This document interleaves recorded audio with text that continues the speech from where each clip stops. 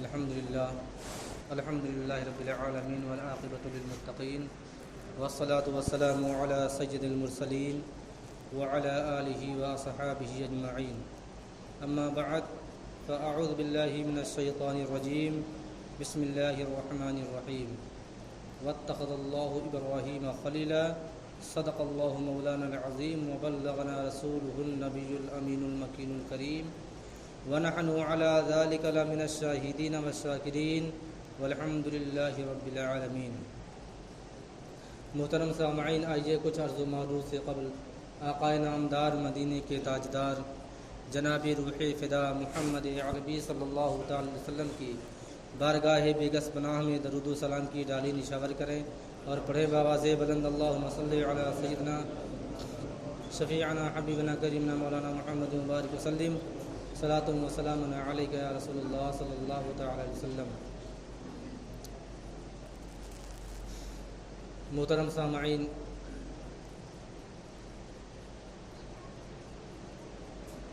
ذی القعدہ کا جو مہینہ تھا 29 کا تھا اور آنے والے جمعرات کو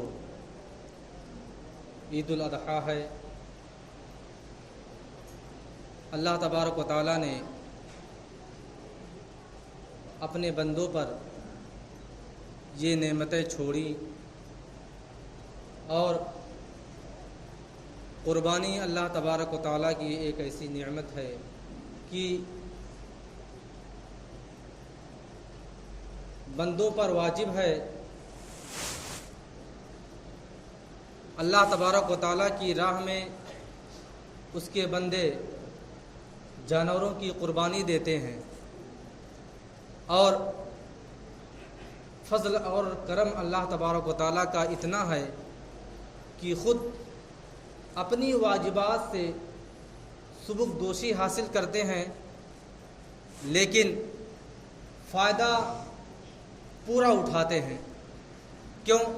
اللہ تبارک و تعالیٰ نے ان پر جن پر قربانیاں واجب ہیں ان کے لیے حکم نہیں فرمایا کہ قربانی کے پورے گوشت جو آپ نے اللہ تبارک و تعالیٰ کے نام پر جو جانور قربان کر دیا اس کے پورے گوشت کو یتیموں اور فقیروں میں تقسیم کر دیا جائے، ایسا نہیں، بلکہ ایک انصاف، ایک عدل کا طریقہ رکھا گیا کہ اس کے 3 حصے کیے جائیں، ایک اپنے لیے، ایک غربا کے لیے، ایک دوست احباب کے لیے۔ محترم سامعین، اللہ تبارک و تعالیٰ کی اپنے بندوں پر بہت ہی کرم اور نوازش ہوتی ہے، حکمت خدا بندی ہوتی ہے کہ خود بندے پر واجب ہے وہ چیز، اور بندہ اپنی واجبات سے سبک دوشی حاصل کرنے کے لیے جانوروں کی قربانی اللہ تبارک و تعالیٰ کی راہ میں پیش کرتا ہے، لیکن اس کے گوشت خود تناول کرتا ہے۔ اللہ تبارک و تعالیٰ کے لیے کر رہا ہے، لیکن فائدہ اپنا پورا اٹھا رہا، اس کو نیکیاں بھی مل رہی ہیں، کھانے کو بھی مل رہا ہے۔ لیکن آج حال یہ ہو گیا ہے کہ اگر کچھ لوگ تو سوال کرتے ہیں کہ حضرت کیا قربانی کا گوشت محرم کے مہینے میں کھایا جا سکتا ہے؟ میں نے کہا ربیع الاول تک کھا سکتے ہیں، اس میں کیا ہے؟ بھائی آپ غور کریں کہ اللہ تبارک و تعالیٰ نے واجب جس پر قربانی کیا ہے وہ تو مالک نصاب ہے، پورے سال گوشت کھاتا ہے۔ اللہ تبارک و تعالیٰ نے یہ نہیں کہا کہ قربانی کا گوشت قربان کریے اور قربانی کرانے کے بعد سارا گوشت فریز میں رکھ دیجئے، فریز میں نہ آئے تو فریزر خرید لیجئے، اس میں رکھ دیجئے، ایسا نہیں کہا۔ اس کے باوجود لوگ سوال کرتے ہیں، سوچئے شرم آتی ہے کہ حضرت کیا گوشت محرم کے مہینے میں کھایا جا سکتا ہے؟ کیونکہ محرم میں اکثر چیزوں سے لوگ پرہیز کرتے ہیں، بہت چیزوں سے پرہیز کرتے ہیں، ایسے پوچھتے ہیں کہ کیا بقرعید قربانی کا گوشت فریز میں رکھ کر کے محرم میں کھایا جا سکتا ہے؟ میں نے کہا شب برات تک کھا سکتے ہیں، اس میں کیا ہے؟ سوچنا چاہیے کہ اللہ تبارک و تعالیٰ نے مالک نصاب پر واجب کیا ہے، قربانی کرنا مالک نصاب پر ہے۔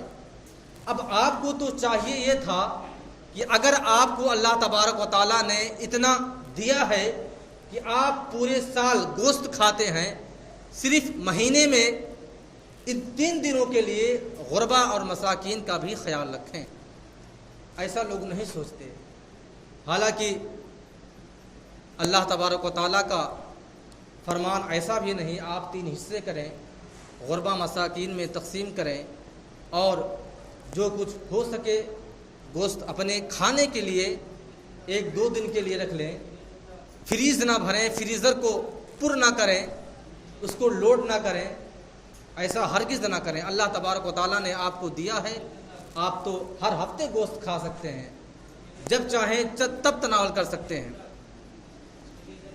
محترم سامعین، قربانی کی یادگاریں جتنی بھی ہیں، یہ تمام چیزیں ہمیں حضرت ابراہیم خلیل اللہ علیہ نبینا علیہ الصلوۃ والتسلیم کے ذریعے سے ہم تک پہنچی، اور چونکہ اللہ تبارک و تعالیٰ نے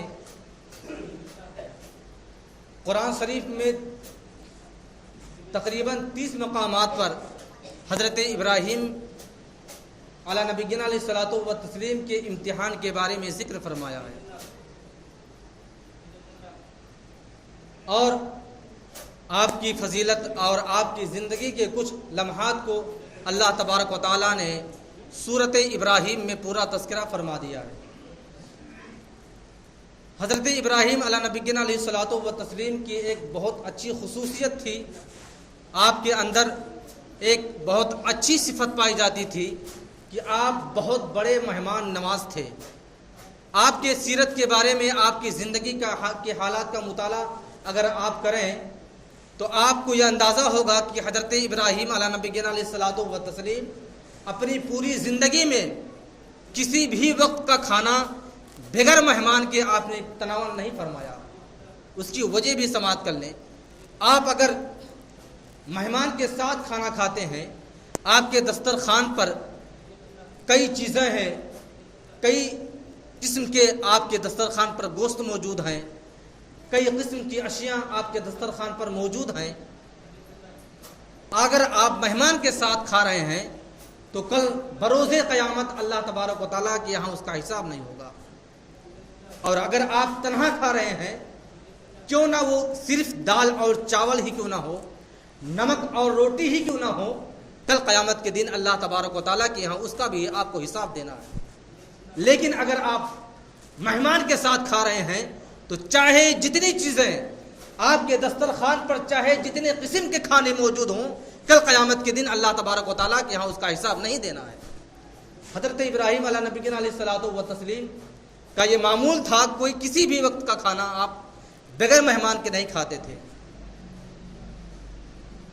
حضرت ابراہیم علیہ نبینا علیہ الصلوۃ والتسلیم کی زندگی میں کچھ ایسے بھی لمحات، کچھ ایسے بھی دن آئے کہ اللہ تبارک و تعالیٰ نے آپ کو بہت ہی مال و دولت سے نوازا، اور جب فرشتوں کے درمیان اللہ تبارک و تعالیٰ نے کہا واتخذ اللہ ابراہیم خلیلا، کہ اللہ حضرت ابراہیم کو اپنا گہرا دوست بنایا ہے، جب فرشتوں کو یہ بات پتہ چلی تو فرشتوں نے کہا مولا تعالیٰ تو ابراہیم کو اتنا سارا مال دے رکھا ہے، تو پھر تیرا دوست وہ نہیں تو کوئی اور کیسے ہو سکتا ہے؟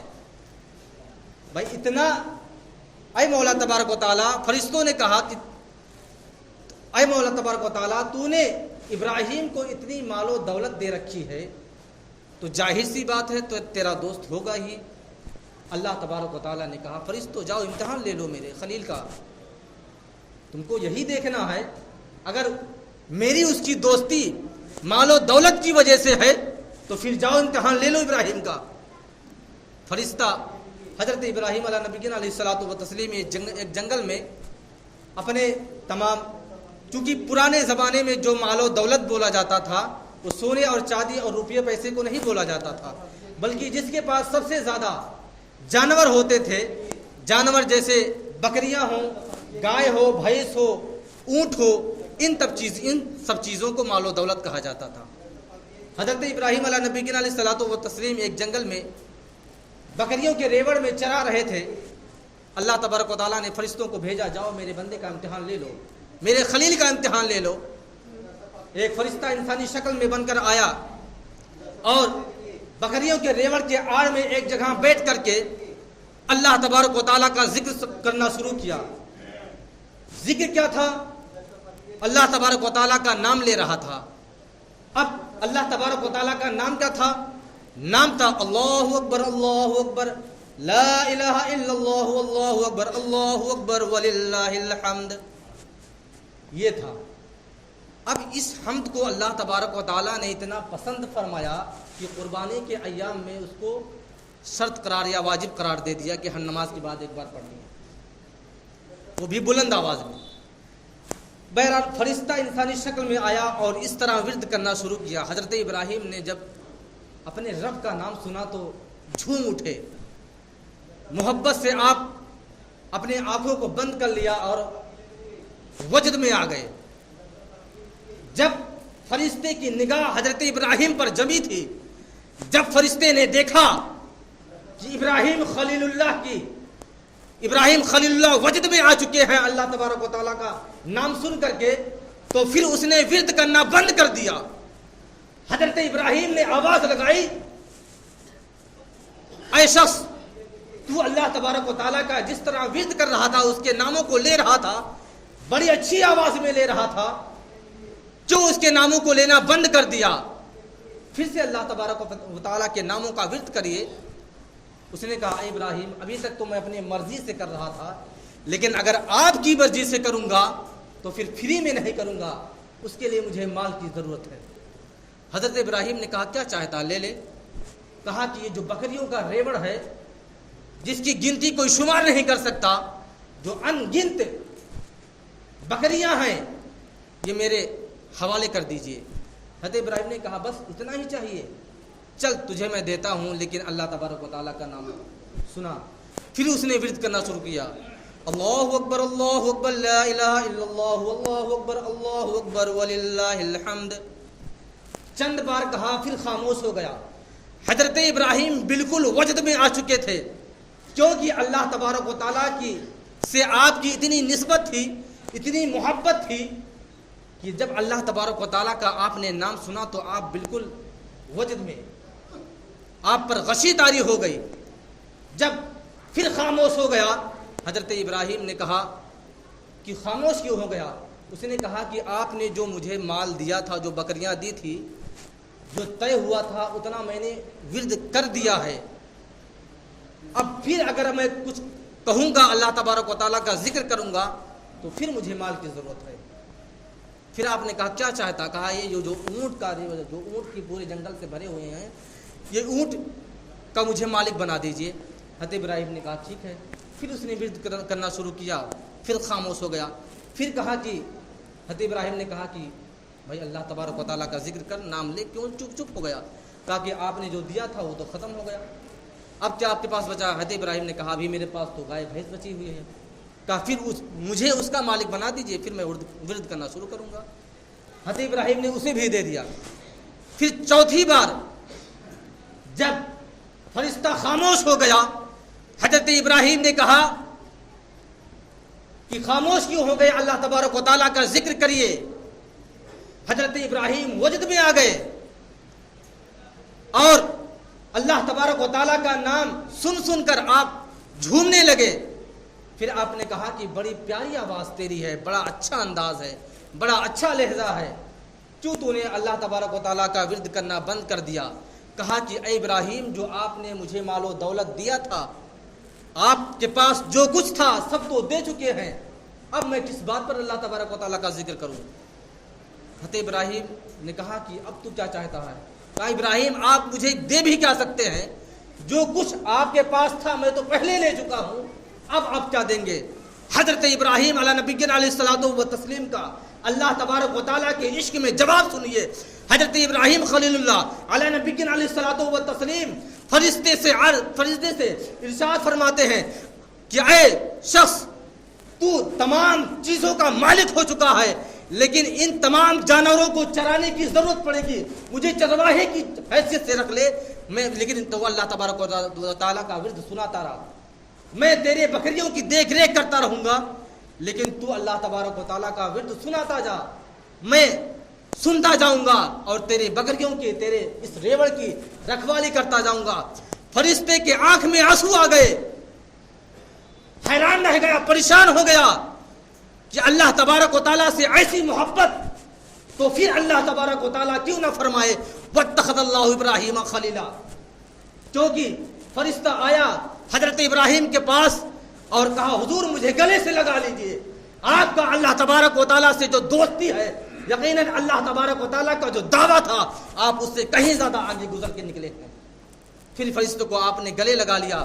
فرشتے نے کہا کہ اللہ تبارک و تعالیٰ کی طرف سے میں بھیجا ہوا فرشتہ ہوں، آپ کے امتحان کے لیے آیا تھا، اللہ تبارک و تعالیٰ نے بھیجا تھا، جاؤ میرے ابراہیم کا امتحان لے لو اگر اس کا امتحان لینا چاہتے ہو۔